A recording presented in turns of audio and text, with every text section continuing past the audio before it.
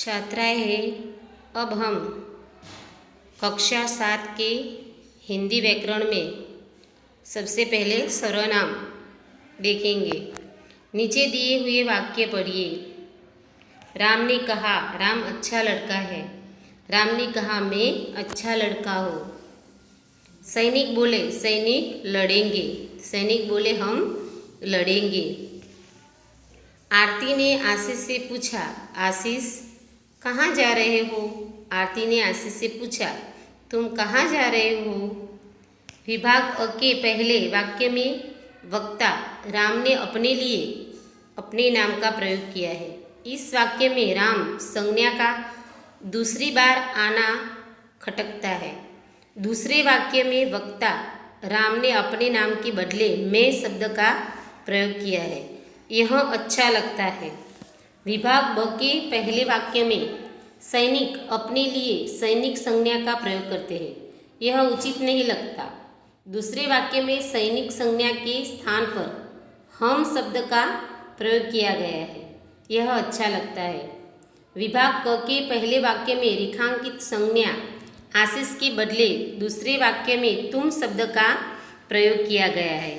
यह रेखांकित संज्ञा के स्थान पर प्रयुक्त शब्द मैं, हम और तुम ये सर्वनाम है।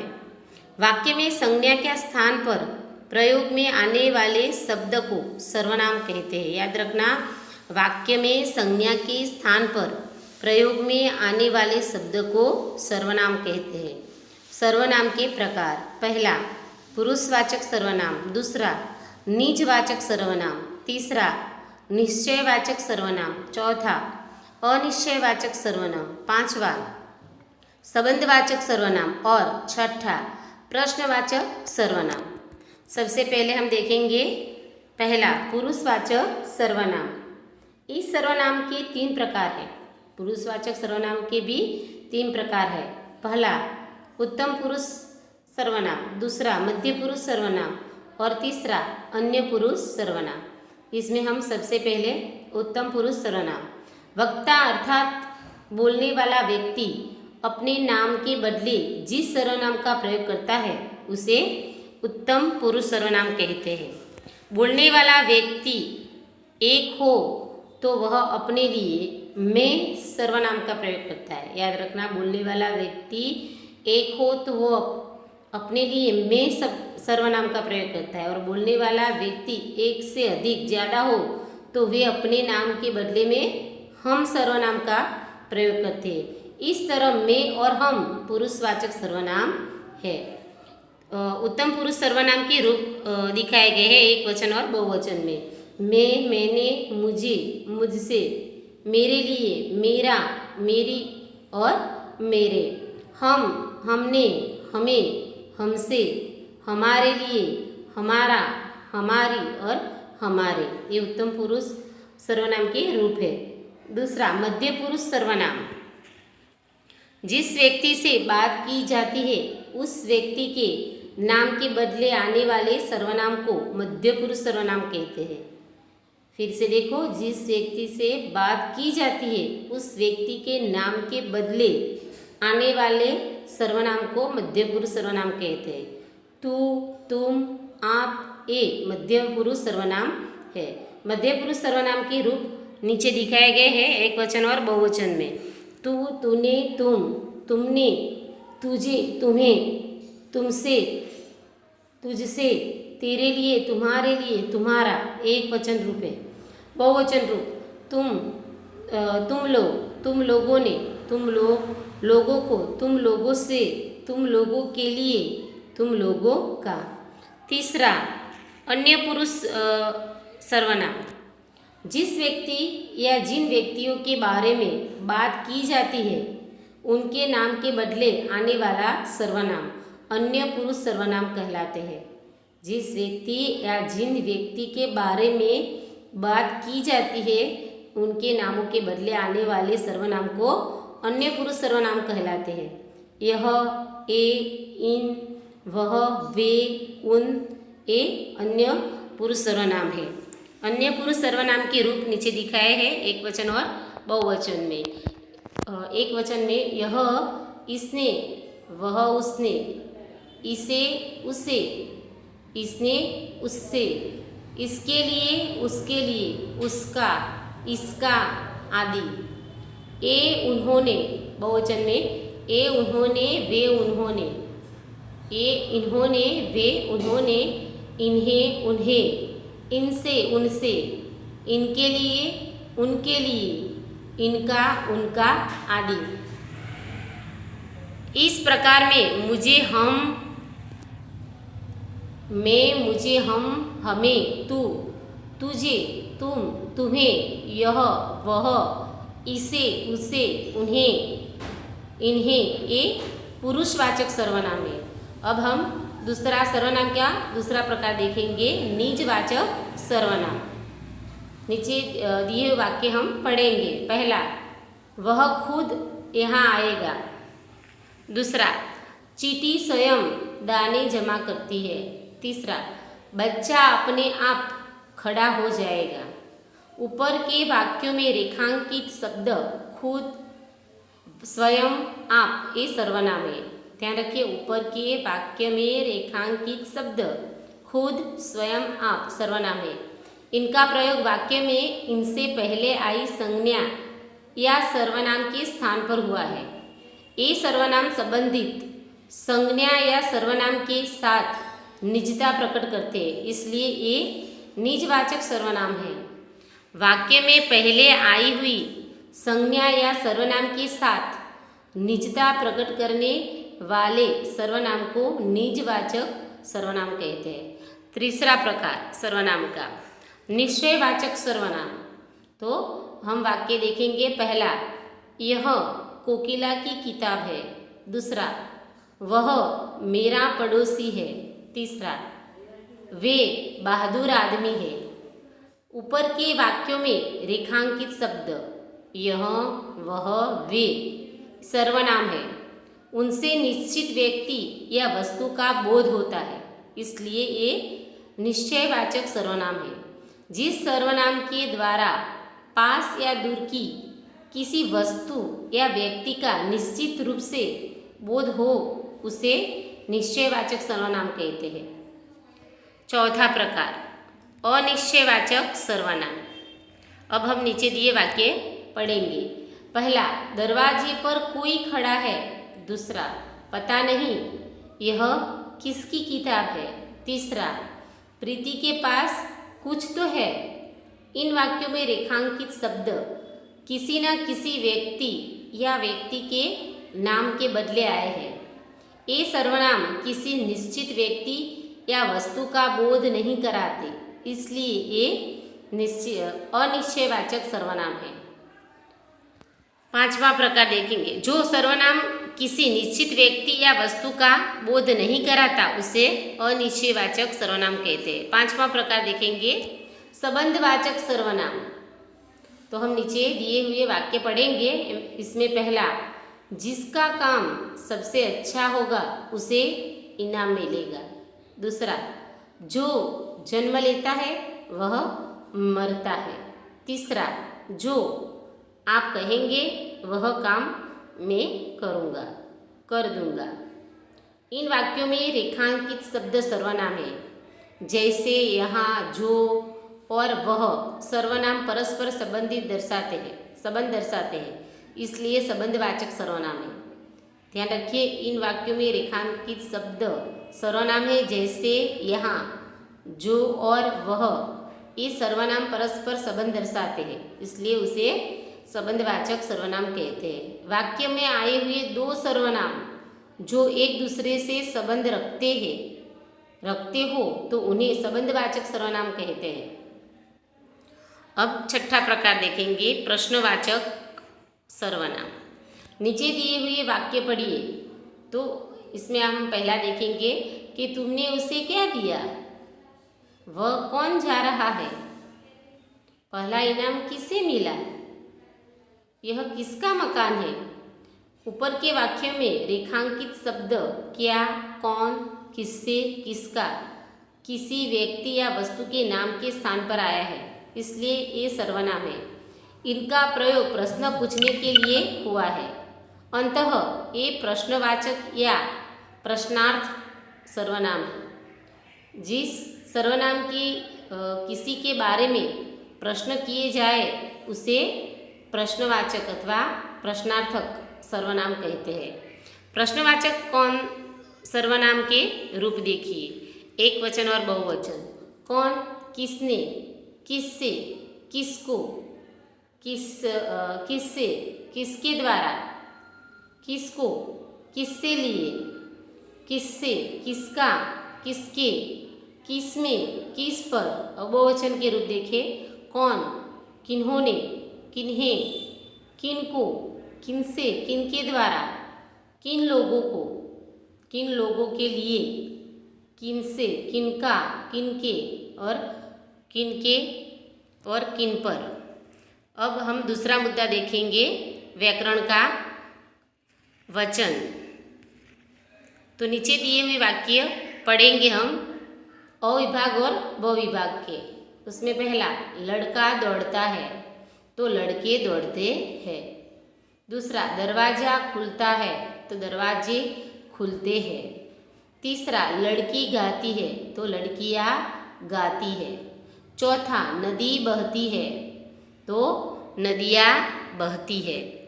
अ विभाग में लड़का शब्द से एक ही लड़का, अ विभाग में लड़का शब्द दिया है वो क्या होता है, एक ही लड़का। दरवाजा शब्द से एक ही दरवाजा, लड़की शब्द से एक ही लड़की और नदी शब्द से एक ही नदी का बोध होता है। इसलिए अ विभाग के ये रेखांकित शब्द एक वचन है। इसलिए अ विभाग की जो रेखांकित शब्द है वो क्या है, एक वचन। ब विभाग के रेखांकित शब्द लड़के, दरवाजे, लड़कियां तथा नदियाँ एक से अधिक लड़कों, दरवाजों, लड़कियों और नदियाँ को सूचित करते हैं, एक से ज़्यादा सूचित करते हैं। इसलिए ब विभाग के रेखांकित शब्द बहुवचन में है।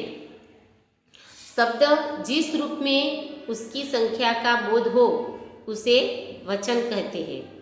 एक शब्द के जिस रूप से एक ही प्राणी या पदार्थ का बोध हो उसे एक वचन कहते हैं, जैसे लड़का, दरवाजा, लड़की और नदी। शब्द के जिस रूप से एक से अधिक प्राणियों या पदार्थों का बोध हो उसे बहुवचन कहते हैं, जैसे लड़के, दरवाजे, लड़कियां या नदियाँ। शब्दों का बहुवचन बनाने के सामान्य नियम। पहले देखिए पुल्लिंग शब्द। आ कारांत पुल्लिंग शब्द का बहुवचन बनाते समय अंत का आ स्वर ए में बदल जाता है, जैसे लड़का, लड़के, लड़का का बहुवचन लड़के, कुत्ता तो कुत्ते, कपड़ा तो उसका बहुवचन कपड़े आदि। संबंध, ओहदा और अपमान दर्शाने वाला शब्द आ करांत होते हुए भी उनका बहुवचन नहीं होता, जैसे पिता, राजा, निराला, इसका बहुवचन होता नहीं है क्योंकि ये ओहदा और उपनाम दर्शाने वाले शब्द है। संबंध, ओहदा और उपनाम दर्शाने वाले शब्द है, जैसे कि पिता, राजा और निराला। आगे देखिए जिन।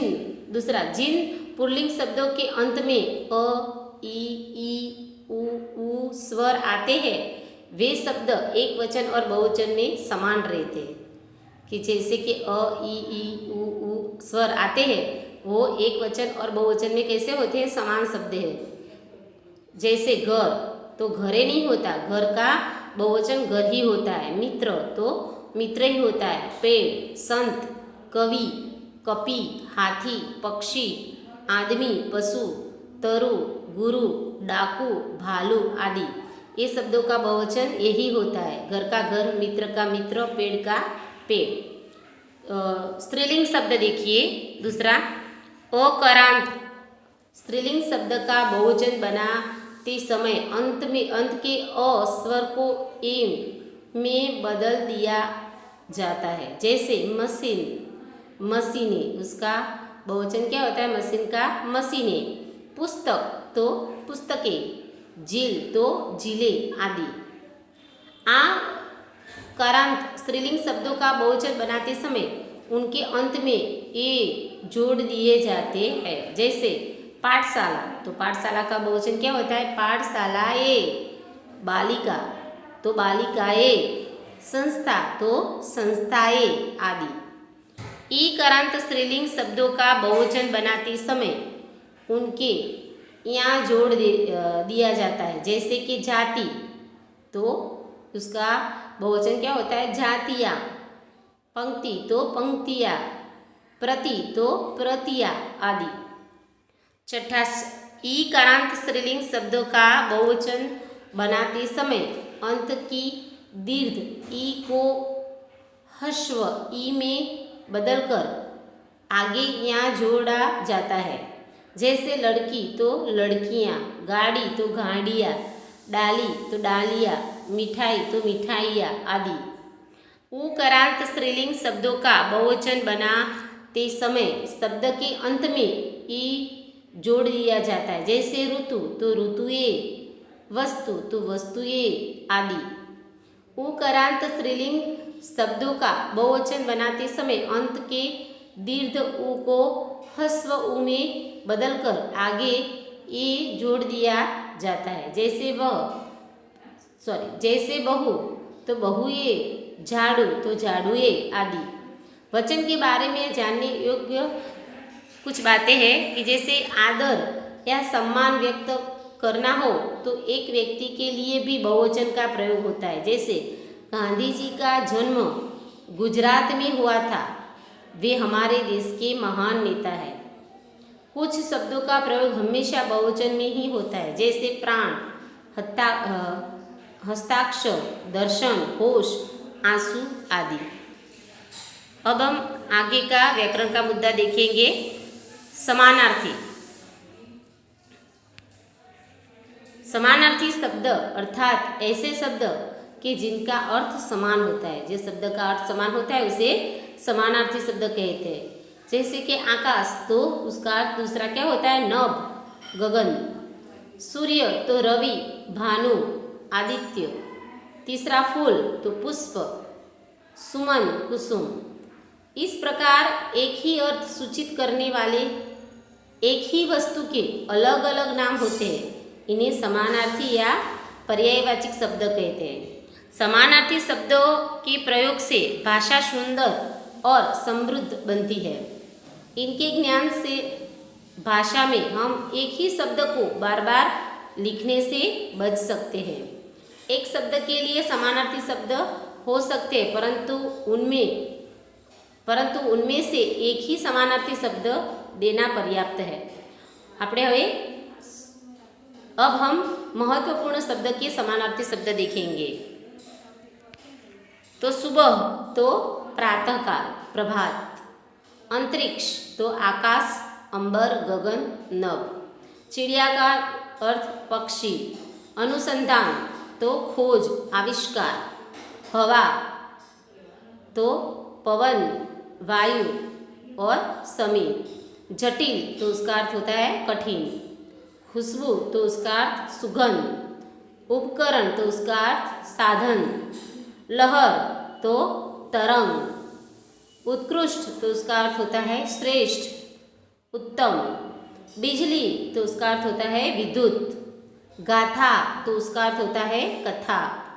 मस्ती तो उसका अर्थ होता है आनंद, उल्लास। पुरस्कार तो उसका अर्थ होता है इनाम।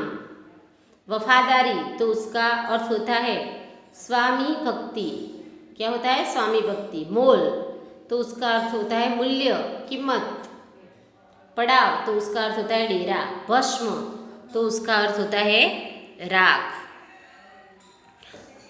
गिरवी तो उसका अर्थ होता है अमानत। चारा तो उसका अर्थ होता है उपाय। जबान तो उसका अर्थ होता है वचन। मुग्ध तो उसका अर्थ होता है मोहित। सुध तो उसका अर्थ होता है ब्याज। बेवफाई तो उसका अर्थ होता है विश्वासघात। समेत तो उसका अर्थ होता है साथ। प्रहार तो उसका अर्थ होता है आक्रमण, हमला। जमानत तो उसका अर्थ होता है जामीन। मुक्त तो उसका अर्थ होता है आज़ाद, स्वतंत्र। ऊर्जा तो उसका अर्थ होता है शक्ति। सब उसका अर्थ होता है लाश, मृतदेह। अचंभित तो उसका अर्थ होता है विस्मित। समाधि उसका अर्थ होता है स्मारक। अंतर तो उसका अर्थ होता है भेद, फर्क। जन तो व्यक्ति, मनुष्य। बस्ती तो नगर, गांव। वेश तो पहनावा। प्रतीक्षा तो इंतजार। बेला तो मोगरा। आचरण तो व्यवहार। कतार तो पंक्ति। गूंथना तो पिरोना। न्यारी तो निराली।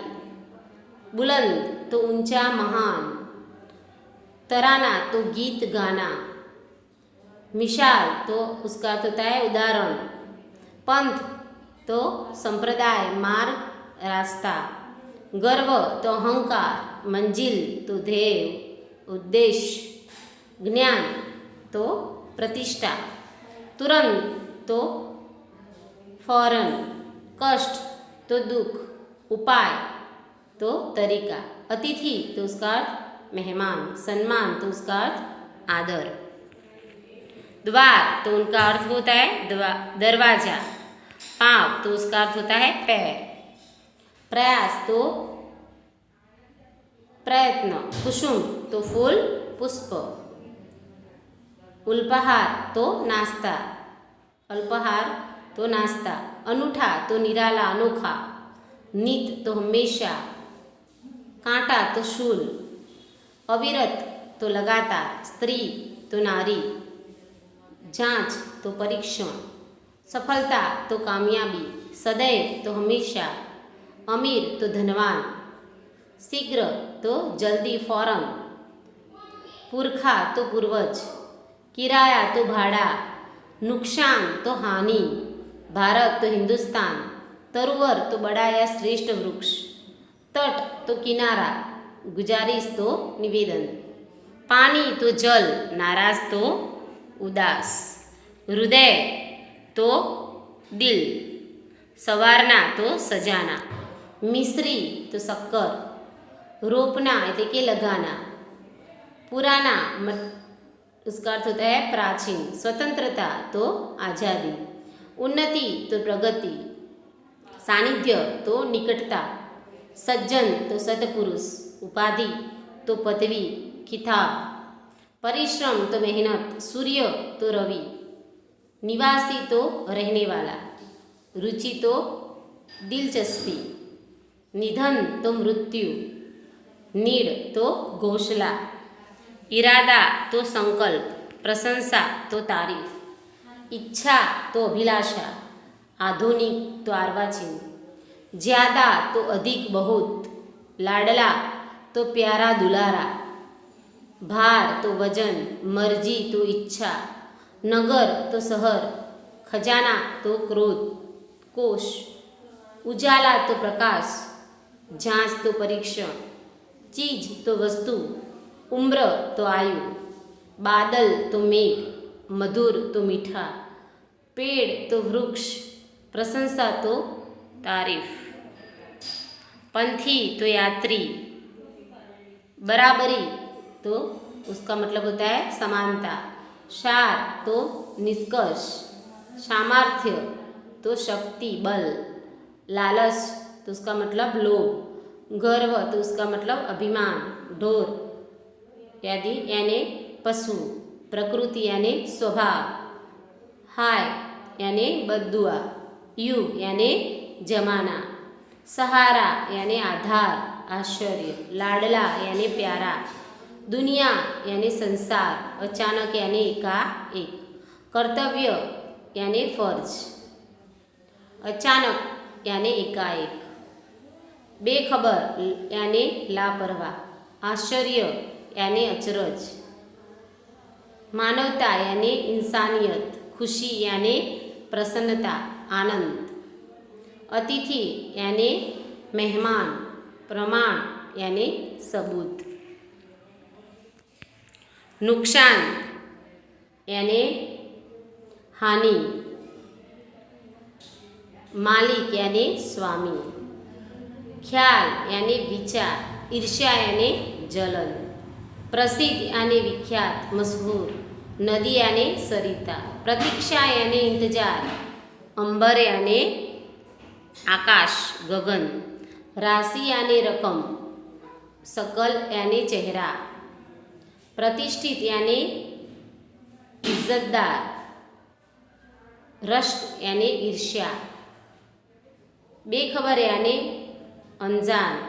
हिमाकत यानी मूर्खता। ताली यानी नकली बनावटी। आभारी यानी कृतज्ञ। पुर्जा यानी टुकड़ा। दास यानी सेवक। उम्मीद यानी आशा। अवस्था यानी उम्र। फर्श यानी जमीन। क्षमा यानी माफ़ी। संदेह यानी शंका। अगाध यानी गहरा। व्याकुल यानी बेचैन। तर्क यानी दलील। आदि यानी आरंभ। चाटा यानी तमाचा चपत। आदि यानी अभ्यस्त। जहमत यानी तकलीफ। अपेक्षा यानी आशा। इस्तेमाल यानी उपयोग। अशक्त यानी कमज़ोर। खिलाफ यानी विरुद्ध। आशक्त यानी मुग्ध। कतई यानी बिल्कुल। भयानक यानी डरावना। निराहरना यानी देखना। आँख यानी नेत्र नयन। वाकई यानी सचमुच वास्तव में। वार यानी प्रहार आक्रमण। शान यानी वैभव गौरव। दृष्टि यानी नजर। नयन यानी आँख। वीरता यानी बहादुरी। गति यानी रफ्तार। वत्स यानी पुत्र। भूचाल यानी भूकंप। अपराध यानी गुनाह। दंड यानी सजा। लाल यानी बेटा या पुत्र। भाल यानी ललाट। चेष्टा यानी प्रयत्न। दब्बा यानी दाग। भ्रुकुटी यानी भौह। शीश यानी मस्तक। सेना यानी फौज। वर्ष यानी साल। अजनबी यानी अपरिचित। मुकद्दर यानी भाग्य। चिंता यानी फिक्र। भयानक यानी डरावना। निर्भयता यानी निडरता। वार यानी आक्रमण हमला। रोष यानी क्रोध। दुभर यानी कठिन मुश्किल। विश्वास यानी भरोसा। रोष यानी क्रोध। कसर यानी कमी। दुर्ग यानी किला। अब हम आगे देखेंगे व्याकरण में विरुद्धार्थी शब्द। सच तो झूठ। उजाला तो अंधेरा। सही तो गलत। मित्र तो शत्रु। यहाँ शब्द की 4 जोड़ियाँ दी गई है। प्रत्येक जोड़ी के शब्द एक दूसरे से उल्टा और सूचित करते हैं। एक दूसरे के विरुद्ध शब्द है। इसे ऐसे शब्दों को विरुद्धार्थी शब्द कहते हैं। इस तरह के कुछ अन्य शब्द देखिए। अच्छा तो बुरा। दिन तो रात। ऊंचा तो नीचा। छोटा तो बड़ा। अमीर तो गरीब। लाभ तो हानि। सुबह तो शाम। बहुत तो कम। खुशी तो गम। खुशबू यानी बदबू। बाहर यानी भीतर। ठंडी तो गर्मी। पुराना तो नया। शहर तो गांव। वफादार तो बेवफा। दूर तो नज़दीक या समीप। शर्म तो बेशर्मी। दुकानदार तो ग्राहक। ज़्यादा तो कम। अपना तो पराया। सम्मान तो अपमान। समानता तो विषमता। एक तो अनेक। सच्चा तो झूठा। महान तो तुच्छ। हंसी तो रुलाई। इच्छा तो अनिच्छा। स्वतंत्रता तो परतंत्रता। जल्दी तो देर, होश तो बेहोशी, गुण तो अवगुण, अभिमानी तो निर्भिमानी, कथनी तो करनी, खिलना तो मुरझाना, सज्जन तो दुर्जन, महान तो तुच्छ, हंसी तो रुलाई, इच्छा तो अनिच्छा, जन्म तो मृत्यु, स्वतंत्रता तो परतंत्रता, पश्चात तो पूर्व, परिश्रमी तो आलसी, उत्कृष्ट निकृष्ट, उच्च तो निम्न, रुचि तो अरुचि, जागृत तो सुप्त, धूप तो छाया, साधु तो असाधु, सार तो असार, लघु तो गुरु, आदर तो अनादर, मानवता तो दानवता, नुकसान तो फायदा, बचपन तो बुढ़ापा, अंदर तो बाहर, नम्रता तो उद्दंडता, कर्तव्य तो अधिकार, स्वकाज तो परकाज, आजाद तो गुलाम, प्रेम तो नफरत घृणा, प्रामाणिक तो अप्रामाणिक, जीवित तो मृत, दंड तो क्षमा, सत्य तो असत्य, वीर तो कायर, अंधकार तो प्रकाश, आशा तो निराशा, सफल असफल, इधर तो उधर, निडर तो डरपोक, सराहना तो निंदा, सुख तो दुख, भलाई तो बुराई, कठिन तो सरल, प्रारंभ तो अंत, पालतू तो जंगली, नियमित तो अनियमित, सुख तो दुख, दोष तो गुण, धरती यानी आकाश, उजियारा तो यानी अंधेरिया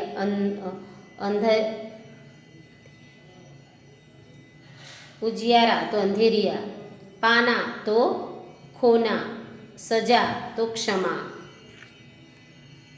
अब आगे का मुद्दा हम देखेंगे व्याकरण का। शब्द समूह के लिए एक शब्द, नीचे अ विभाग और ब विभाग को ध्यान दीजिए। जिसके मन में डर नहीं है वह तो निडर। रसोई के लिए घर जगह तो रसोई घर,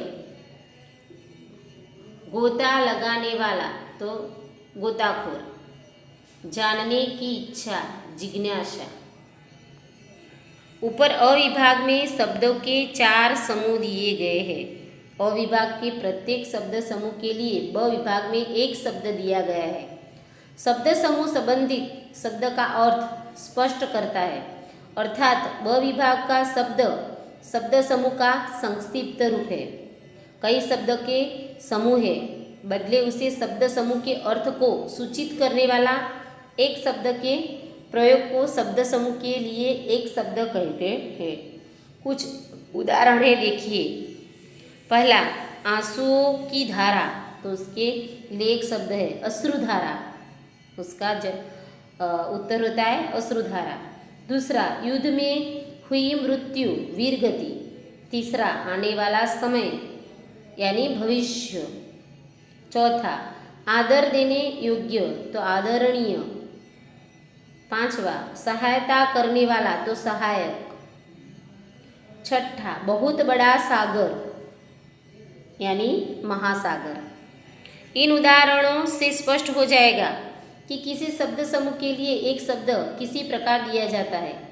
शब्द समूह के लिए दिए जाने वाले शब्द प्रायः संधि, समास या ऋतवाचक संज्ञा के रूप में होते हैं। तो कुछ शब्द समूह के लिए एक शब्द हम देखेंगे। सृष्टि की रचना करने वाला तो यानी सृजनहार। चिड़िया का बोलना यानी चहचहाना। प्रबल इच्छा यानी चाव। देवों के गुरु यानी बृहस्पति। कुएं का चबूतरा यानी जगत। वह लोक जहाँ देवता रहते हैं यानी स्वर्गलोक। सबसे अच्छा यानी श्रेष्ठ। देवताओं का राजा यानी इंद्र। वह स्थान जहाँ महाभारत का युद्ध हुआ था यानी कुरुक्षेत्र। युद्ध के लिए भूमि यानी युद्ध भूमि। व्यवहार में अंतर यानी भेदभाव। यश की गाथा यानी यश गाथा। चार आने का सिक्का यानी उसका मतलब होता है चवन्नी। एक से अधिक यानी अनेक। मुसाफिर के पहुँचने का स्थल यानी मंजिल। कोयल की आवाज़ यानी कूक। पपीहे की आवाज़ यानी टेर। वसंत ऋतु में कुहू कुहू करने वाला पक्षी यानी कोयल। जिसके मुंह पर सदा हंसी रहती है यानी हंसमुख। वह डंडा जिस पर पहिया घूमता है यानी घुरी। राजा की सभा यानी दरबार। रंग बिरंगी उड़ता पतंगिया यानी तितली। अच्छा कार्य यानी सुकर्म। अनाज साफ करने का साधन यानी सूप। बहुत वर्षा होने से नदी में उफान आना तो यानी बाढ़। स्वैच्छिक रूप से सेवा करने वाला स्वयंसेवक। दान के रूप में पैसे इकट्ठे करना चंदा। पान की थूक तो पीक। जहाँ से बाह को मोड़ा जा सकता है वह जोड़ कोहनी। घर का चौका यानी आंगन। कचरे का डिब्बा यानी कूड़ादान। ऊपर निकली हुई इड्डी तो टखना। जिसकी अक्ल तेज हो अक्लमंद। सभ्य व्यवहार तो शिष्टाचार। जोर की हंसी ठहाका। जो उचित नहीं है यानी अनुचित। उपकार को मानने का भाव कृतज्ञता। कोई बात थोड़े में कहना यानी संक्षेप। काम करने में बहादुर यानी कर्मवीर। रेतीली जमीन का क्षेत्र मरुभूमि यानी दूसरा रेगिस्तान। न मरने वाला अमर। ठेलों पर अनाज आदि लाद कर जगह जगह बेचने वाला व्यापारी बंजारा। हृदय को रोमांचित करने वाला यानी रोमांचक।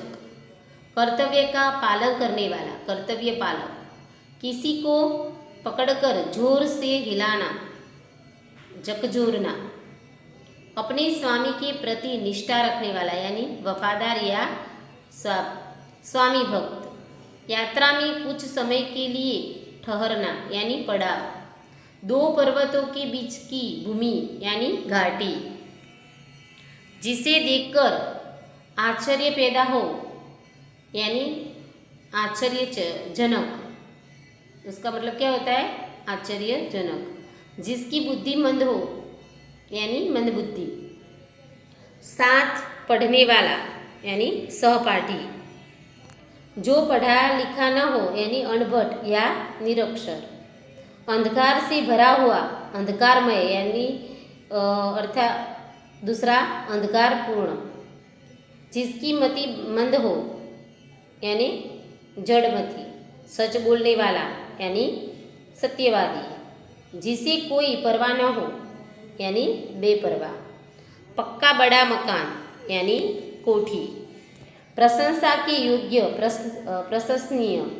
प्रशंसनीय। चौकी करने वाला चौकीदार। बाप से मिली संपत्ति यानी बपौती। समाचार एकत्र करने और उसका विवेचन करने वाला व्यक्ति यानी पत्रकार। मृतात्मा के प्रति अपनी श्रद्धा भक्ति दर्शाना तो श्रद्धांजलि। उस समय का तो तत्कालीन। जो अनाज पैदा करता है यानी किसान। किसी समस्या का समाधान यानी कि हल। कठिन बातों का उपाय ढूंढ निकालना यानी कि सुलझाना।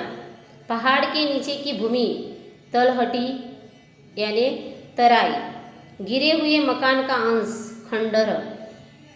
स्वास्थ्य के लिए लाभदायक स्वास्थ्य वर्धक। पीठ पीछे बुराई करने वाला यानी चुगलखोर। प्रकाश का पर्व दिवाली या दीपावली। जिसको भूल जाने की आदत हो भुलक्कड़। श्रेष्ठ या बड़ा वृक्ष तरुवर। फूल का खिलने के पहले का रूप कली। वह स्थान जहाँ विज्ञान संबंधी प्रयोग किए जाते हैं प्रयोगशाला। उठाकर या लाद कर ले जाना डोना। सभा में प्रमुख व्यक्ति के लिए स्थान तो मंच। हराम का माल खाने वाला यानी हरामखोर।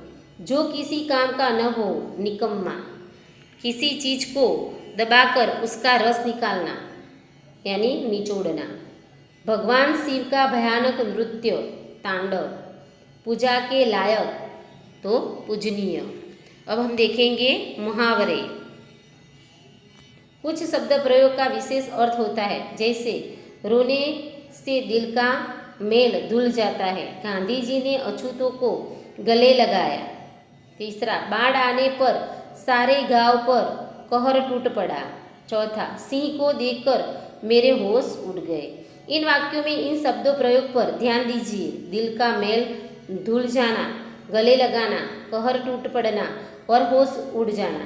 दिल का मेल धुल जाना अर्थात मन से शत्रुता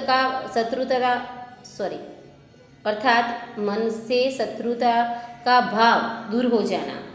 गले लगाने का अर्थ है अपनाना, प्रेम करना। कहर टूट पड़ने का अर्थ है बड़ी मुसीबत आना। होश उड़ने का अर्थ है बहुत डर जाना, घबरा जाना। इस प्रकार के विशेष शब्द प्रयोग को मुहावरा कहते हैं। मुहावरे में किसी बात को अनोखे ढंग से कहा जाता है। मुहावरे का अर्थ और वाक्य के प्रयोग हम देखेंगे और पढ़ेंगे। पहला, हृदय हिला देना अर्थात तो हृदय को द्रवित कर देना।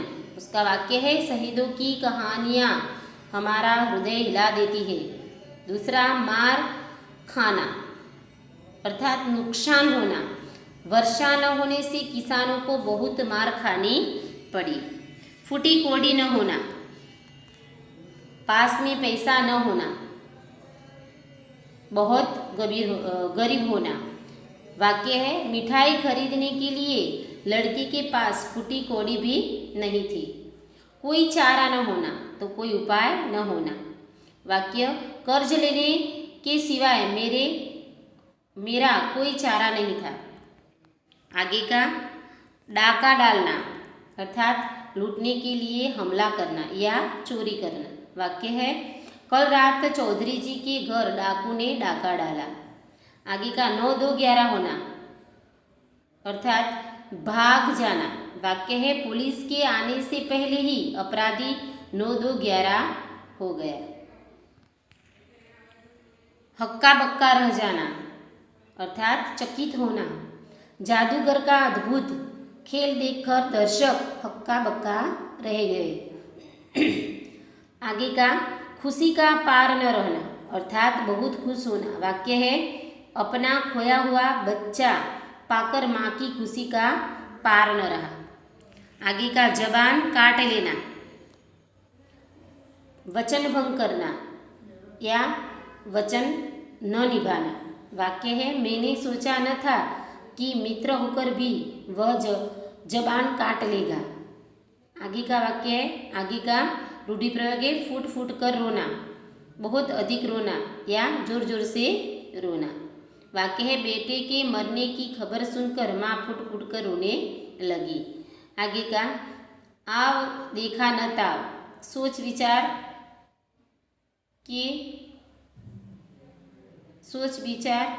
किए बिना। आगे का वाक्य है मालिक ने आव देखा न ताव देखा, निर्दोष नौकर पर लाठी चला दी। आगे का रूढ़ि प्रयोग, गुणों की खान होना तो बहुत गुणी होना। वाक्य है आप सचमुच गुणों की खान है। पानी पानी होना तो बहुत लज्जित होना। वाक्य है अपना झूठ पकड़ा गया तो लड़का पानी पानी हो गया। हाथ मलना तो पछताना। वाक्य है निशान चूक जाने पर हिरन भाग गया और शिकारी हाथ मलता रह गया। सिर घूमना तो पछताना, जो होना था वह हो गया, अब सिर घूमने से क्या लाभ। हिल मिलकर चलना, सहयोग करना। वाक्य है सबसे हिल मिलकर चलने में ही समझदारी है। लोह भस्म हो जाना, कठिन चीज का नाश हो जाना। जब आग में लोह भस्म हो जाता है तब दूसरी चीज़ों की क्या बिसात। रोड़ा अटकाना मतलब बाधा डालना, रुकावट डालना। वाक्य है अच्छे काम में रोड़ा अटकाना मूर्खता है। दंग रह जाना, चकित रह जाना। वाक्य है बालिका का अनोखा अभिनय देखकर लोग दंग रह गए। कदम चूमना, प्राप्त होना, सफलता मेहनत करने वाले व्यक्ति के कदम चूमती है। इधर उधर की बातें करना, व्यर्थ की बातें करना। वाक्य मित्र के साथ इधर उधर की बातें करते करते मैं स्कूल में पहुंचा। तारा बनना, श्रेष्ठ बनना या स्विकास करना। वाक्य है शोभना ने कहा कि वह एक दिन तारा बनकर दिखा देगी। नाम धरती पर चमकाना मतलब यश फैलाना। वाक्य है महापुरुष के नाम सदा धरती पर चमकते रहेंगे। आगे अपने पाँव पर खड़े रहना, आत्मनिर्भर बनना। प्रत्येक युवक को अपने पाँव पर खड़े रहना चाहिए। हवा को चूमना, मंजिल पाना। आखिर अपने पुरुषार्थ से उसे हवा को चूम ही लिया। लाखों में एक होना अर्थात अति विशिष्ट होना। गांधी जी जैसा नेता लाखों में एक होता है। मन होना, इच्छा होना। वाक्य आज दादाजी का मन रसगुल्ले खाने का हो गया। बराबरी करना, मुकाबला करना। बल्लेबाजी में राजन सचिन की बराबरी नहीं कर सकता। पछाड़ देना यानी हरा देना। वाक्य दौड़ में कछुए ने खरगोश को पछाड़ दिया। कंठ में सरस्वती का निवास होना। पढ़ाई लिखाई में बहुत तेज होना। लड़की इतनी होशियार है जैसे उसके कंठ में सरस्वती का निवास हो। गोद का हीरा यानी प्यारा बेटा। वह होनहार लड़का सचमुच अपनी माँ की गोद का हीरा था। गदगद स्वर में कहना यानी अत्यंत भावुक होकर कहना। वाक्य माँ ने गदगद स्वर में कहा कि उनका बेटा लाखों में एक है। सच्चा हीरा होना, अच्छा आदमी होना या प्रशंसा करने लायक व्यक्ति होना। वाक्य देश की प्रगति के लिए भारत के हर नागरिक को सच्चा हीरा होना आवश्यक है। रश्क होना, ईर्ष्या करना या मन में जलन होना। वाक्य पड़ोसी को हमारी नई गाड़ी देखकर रश्क होता है। कदम रखना यानी पहुंचना। वाक्य है अब मानव ने चांद पर कदम रख दिया। दोष मढ़ना, आरोप लगाना। वाक्य है गलती आप करें और दोष मुझ पर मढ़े, यह कहाँ का न्याय है। नाज नखरे उठाना यानी खुशामद करना। मतदाता सोचता है कि नई सरकार उसके नाज नखरे उठाएगी। गला फाड़ना, जोर जोर से बोलना। वाक्य है सभा में नेताजी महंगाई के खिलाफ गला फाड़ रहे थे। दंड भोगना अर्थात सजा पाना। वाक्य है चोरी करने पर युवक को 2 वर्ष की कैद का दंड भोगना पड़ा। प्राण न्यौछावर करना मतलब जीवन समर्पित करना या बलिदान देना। वाक्य है वीर भगत सिंह ने देश के लिए अपने प्राण न्यौछावर कर दिए। वध करना अर्थात हत्या करना। वाक्य है कृष्ण ने कंस का वध किया। आंखें खुलना अर्थात ज्ञान होना। वाक्य है सारी बातें जानकर सेठ जी की आंखें खुल गई। प्राण गंवाना यानी जान देना। वाक्य है उसने देश के लिए अपने प्राण गंवाए। फूट फूट कर भरना यानी खूब रोना, खूब होना। वाक्य है इस बालक में समझदारी फूट फूट कर भरी है। कसर न रखना यानी कमी न रखना। वाक्य है डॉक्टर ने मरीज को बचाने में कोई कसर न रखी। छाती से लगाना यानी प्रेम करना। वाक्य है माँ ने बहुत दिनों के बाद आए बेटे को छाती से लगा दिया। जीवन दान देना, जिंदा जाने देना या जीवित छोड़ देना। वाक्य है शिवाजी महाराज ने मालव जी का अपराध क्षमा कर उसे जीवन दान दिया। आगे का व्याकरण का मुद्दा हम देखेंगे कहावतें। कहावत का अर्थ है किसी घटना या प्रसंग का वर्णन करते समय प्रयोग किए जाने वाले रूढ़ और मार्मिक कथन। जैसे कोई अमीर आदमी गरीब हो गया पर उसका अभिमान नहीं गया, तो लोग कहते हैं रस्सी जल गई पर ऐंठन नहीं गई। यदि कोई व्यक्ति बिन काम काज किए पड़े पड़े खाता है तो उसके लिए कहा जाता है न काम का न काज का, 2.5 सेर अनाज का। कहावतें भाषा को सुंदर, मार्मिक और प्रभावशाली बनाती है। कुछ कहावतें हैं और उसके अर्थ हम देखेंगे। अब पछताए होत क्या जब चिड़िया चुग गई खेत। नुकसान हो जाने के बाद पछतावा करने से कोई लाभ नहीं होता। दूसरा, न काम का न काज का, 2.5 सेर अनाज का। बिना कोई काम काज किए बड़ा रहना। तीसरा, खोदा पहाड़ निकली चुहिया, अर्थात अधिक मेहनत करने पर भी कम फल मिलना। आम के आम गुठलियों के भी दाम, अर्थात दोहरा लाभ होना। जैसी करनी वैसी भरनी, अर्थात जो जैसा कर्म करता है उसे उसके अनुसार फल मिलता है। सांच को आंच नहीं, अर्थात सच्चे व्यक्ति को कोई भय नहीं होता। काला अक्षर भैंस बराबर, अर्थात बिल्कुल अनपढ़। जहाँ चाह वहाँ राह। तीव्र इच्छा हो तो उसे पूरा करने का कोई न कोई मार्ग निकल ही जाता है। जैसा देश वैसा वेश। जिस प्रदेश में रहते हैं उसके अनुसार ही वेशभूषा होनी चाहिए।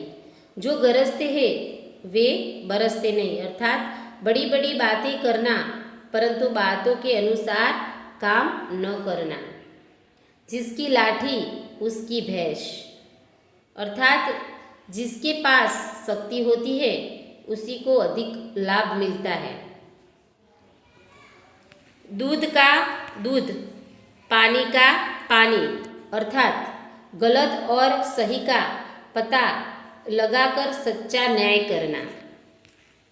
अंधे में काना राजा, अर्थात जहाँ सब मूर्ख हो वहाँ थोड़ी बुद्धि वाले की भी इज्जत होती है।